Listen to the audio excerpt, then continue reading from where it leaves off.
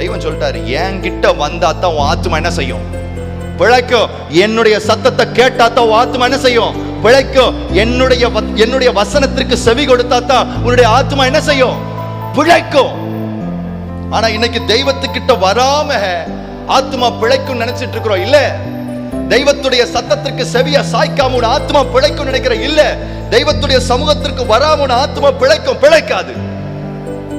ஐயா, அப்படி பிழைச்சு இருக்கிற ஆத்மாவுடைய சைன் தான் ஏக்கம். நான் சொல்றேன் ஐயா, ஏக்கம் தான் ஆத்மாவுடைய துடிப்பே.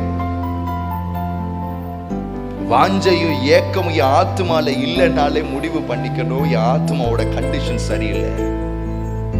ஏன் ஆண்டவர் அந்த ஏக்கம் எனக்கு இல்லை? ஏக்கம் தான் என் ஆத்மா நல்லா இருக்குங்கிறதுக்கான சைன். ஏக்கம் தான் கர்த்தருடைய கிருபையில நீங்களும் நானும் இருக்கிறோங்கிறதுக்கு அடையாளம்.